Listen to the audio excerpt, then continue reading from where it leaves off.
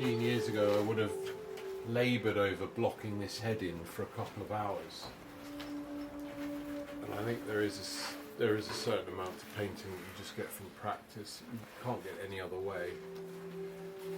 The rabbit hole is just as deep when you use a comparator mirror, but I think it just means that more people are inclined to fall down it. It's not going to make this kind of the touch of painting any less.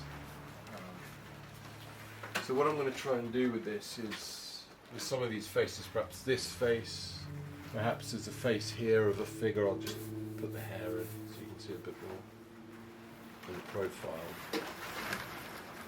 There's the face side on here. I'm going to try to paint these two faces with a comparator mirror through straight comparison, but to try to see if I lose anything, if the final result is glaringly obvious, or if I manage to keep the same kind of fluidity that I hope to achieve in the rest of the picture with this face, and over here on the far left with this face. So that face. Have you got that in frame, Fraser? That face, and that face are going to be done traditionally freehand. And this face down here, and this face, are going to be done with the comparator mirror. And you can see I'm blocking things in really briefly, but when it comes time to actually can create when it becomes time to create a convincing likeness, then I'm going to put the comparator mirror up on a tripod and work from a photograph and see if I can still get a sense of dynamism and emotion, or whether it actually spoils the picture. We'll see. It'll be an interesting test, because that's one of the criticisms people have of the comparator mirror, is that it takes some of the joy and some of the dynamism and the energy and the emotion out of paint. We'll see if that's true.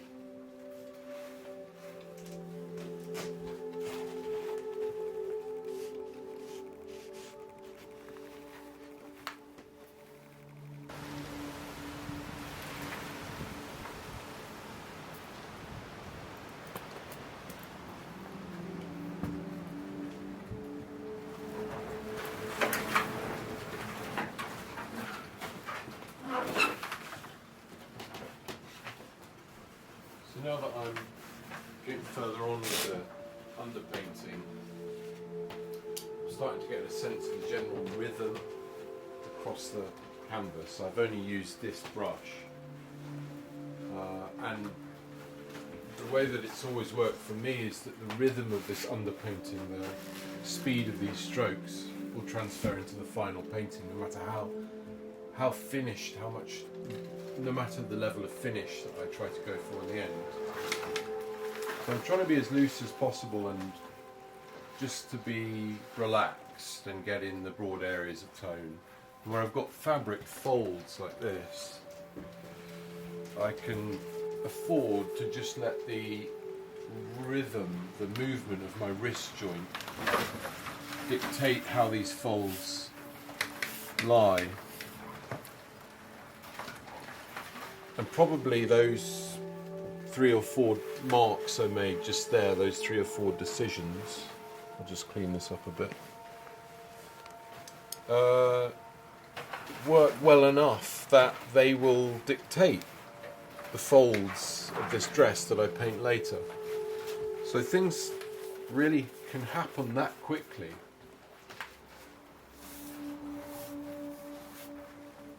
Maybe that was a bit too slow, in fact that should have been more dynamic, and it's certainly too dark, so I can push it back by removing paint and lighten it up. And that gives me something I can probably work with later.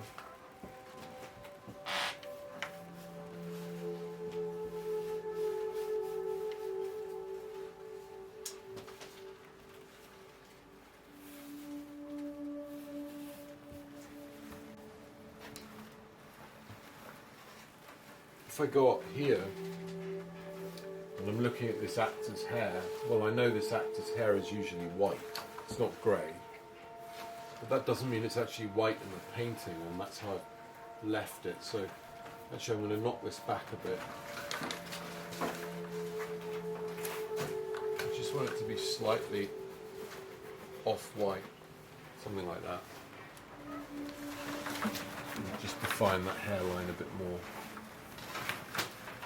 by removing some paint. There we go. That's better. Yeah. And in other videos on this channel I've actually shown this kind of underpainting on a much smaller scale, over about 12 inches.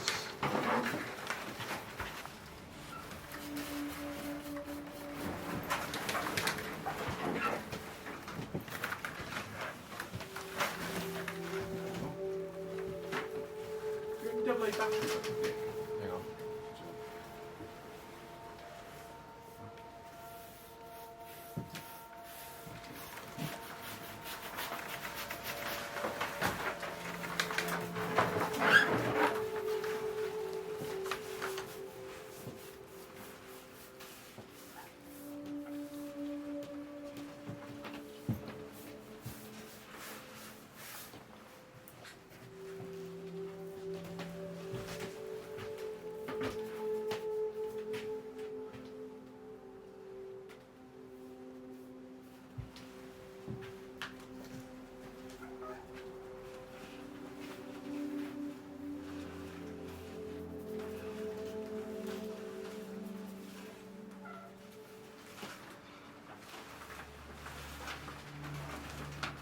It's really important to get this gesture right in the finger. This character is pointing at this character, and I think you make certain assumptions as you begin to put the painting together, and I think that's where the dynamism will come from. That's where the drama is in his accusation.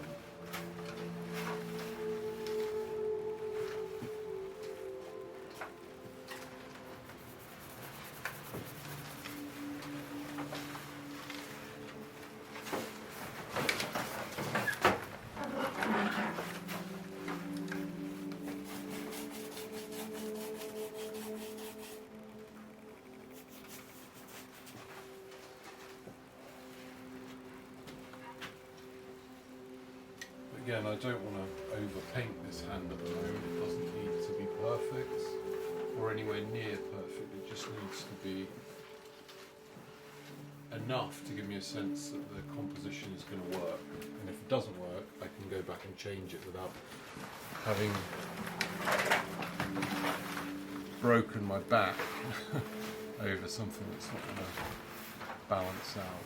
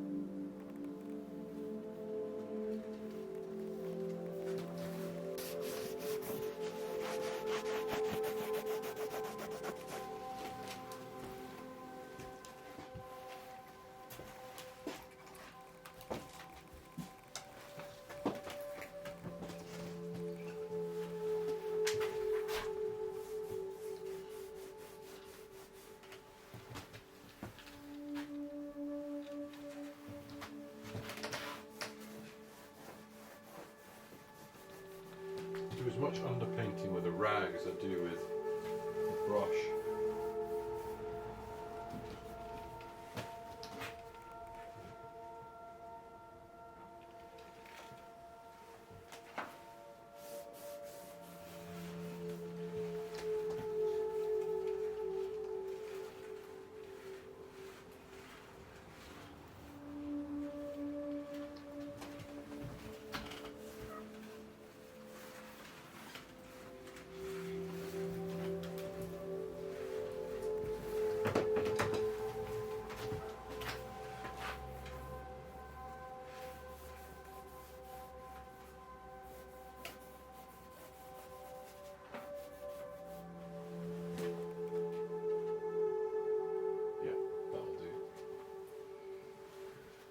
It's come along.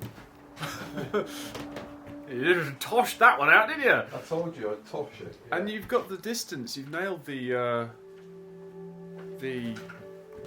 proximity between the hand. The whole sort of the hand thing has really worked out nicely. That gap Yeah. has been resolved really well. Thanks. Yeah. That whole gesture. The difference between that hand and that hand. That is the expression of a painting, isn't it? That's the whole thing. Yeah. And he's still got quite a reach on his arm. Yeah. And I think I've managed to keep enough dynamism in the underpainting that the finished painting hopefully will hold some of that. But I've set myself the challenge of painting. I know I've quickly sketched this in, but I've set myself the challenge of painting that face and that face with the comparator mirror, and then that one with conventional, observational, observational from the photograph.